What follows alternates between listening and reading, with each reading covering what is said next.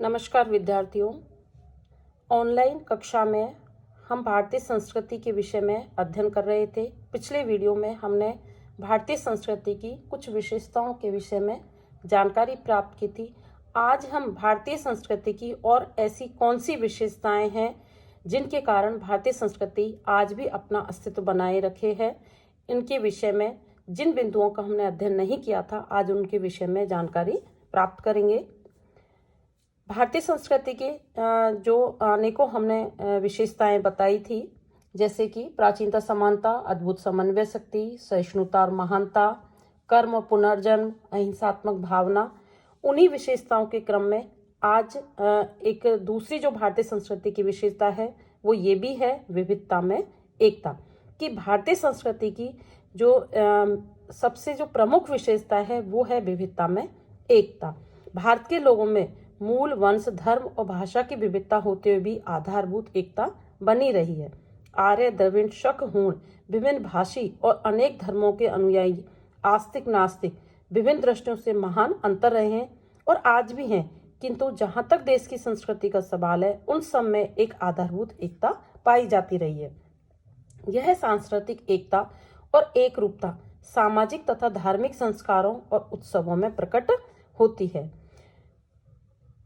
एक लेखक ने यह भी कहा है कि इसी एकता से प्रभावित होकर लिखा है कि मानव जाति को भारतवासियों ने जो सबसे बड़ी चीज वरदान के रूप में दी है वह यह है कि भारतवासी हमेशा ही अनेक जातियों के लोगों और अनेक प्रकार के विचारों के बीच समन्वय स्थापित करने को तैयार रहे हैं और सभी प्रकार की विविधताओं के बीच एकता कायम करने की उनकी जो ताकत है वो लाजवाब रही है। आज विश्व शांति की स्थापना के लिए भी विविधता में एकता के इसी मार्ग को अपनाना अनिवार्य हो गया है।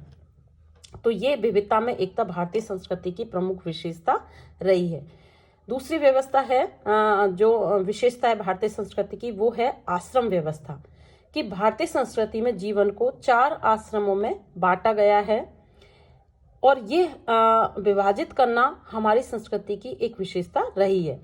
प्राचीन भारतीय संस्कृति के अनुसार भारतीय लोगों की जो आयु है उसको 100 वर्ष माना गया और 100 वर्ष की आयु का उन्होंने 25-25 वर्ष के हिसाब से 4 भागों में विभाजन किया, जिसमें ब्रह्मचर्य, विद्याधन यानी कि ब्रह्मचर्य, द्वितीय अवस्था गृहस्थाश्रम और तीसरी वानप्रस्थ और चौथी अवस्था को संन्यास आश्रम के रूप में माना गया, जिसमें मनुष्य संन्यास को धारण कर लेता है। इस प्रकार की आश्रम व्यवस्था केवल भारतीय संस्कृति की ही एक अपनी महत्वपूर्ण विशेषता है।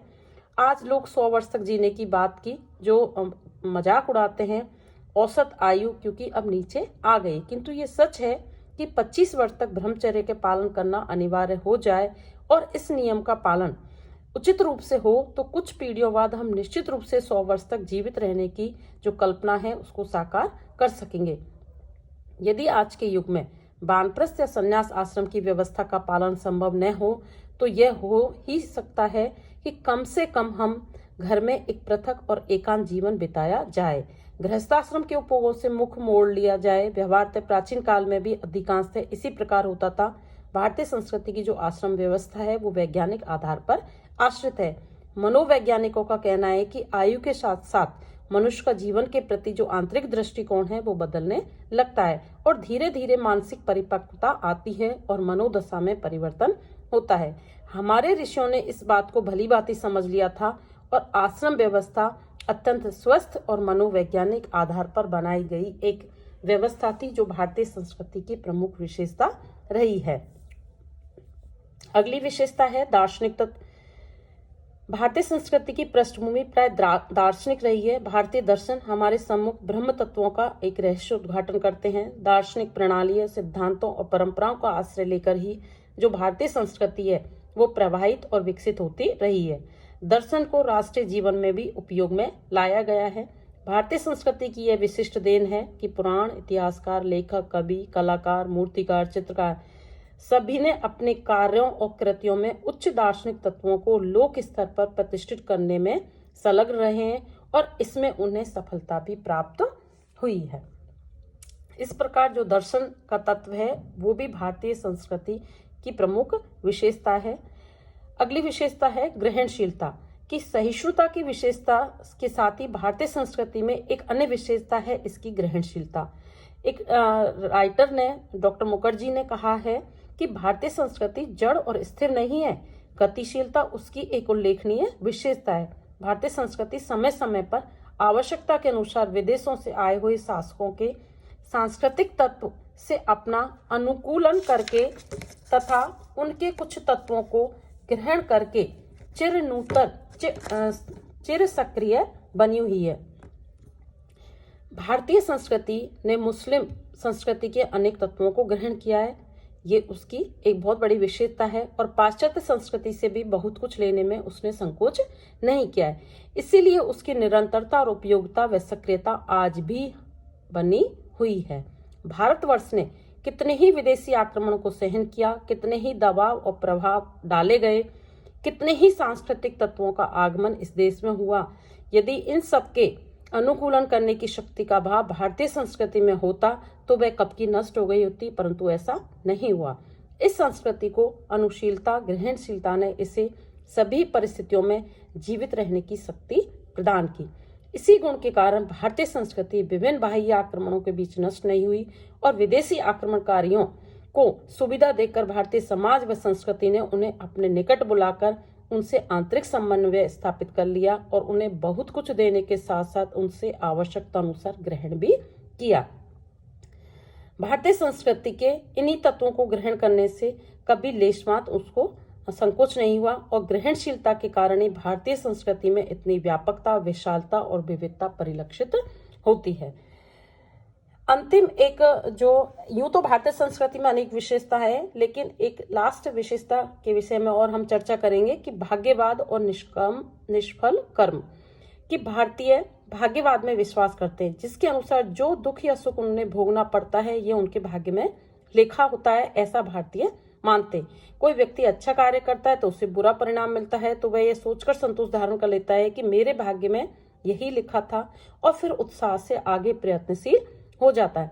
इस प्रकार भाग्यवाद भारतीयों को संतोषी बनाता है और निरुत्साही मानव को भी उत्साह प्रदान करता है। हमारी संस्कृति बिना फल की आशा के कर्म करने में विश्वास रखती है। जैसा गीता में कहा भी गया है कि कार्य करते रहो, फल की इच्छा मत करो। ये सिद्धांत निर्भीक होकर कार्य में संलग्न करने की प्रेरणा प्रदान करता है और मनुष्य इससे किंकर्तव्य विमूढ़ता से बच जाता है। इस प्रकार भारतीय संस्कृति अपनी विशेषताओं के कारण एक अद्वितीय संस्कृति है, जिसका अनुकरण करने से हम सफल जीवन का निर्माण कर सकते हैं।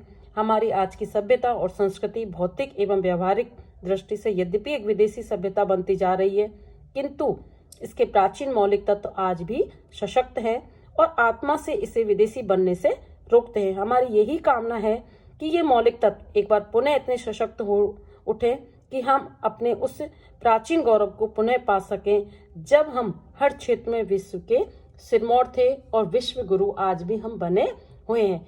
इस प्रकार विद्यार्थियों, हमने भारतीय संस्कृति की मूलभूत कौन कौन सी विशेषताएं जिसके कारण वो आज भी अपने अस्तित्व को बनाए हुए हैं, इन विशेषताओं के विषय में एक विस्तृत जानकारी हमने इन वीडियो में प्राप्त की है। उम्मीद है आप भारतीय संस्कृति की विशेषताओं से के बारे में जानकर लाभान्वित होंगे। धन्यवाद।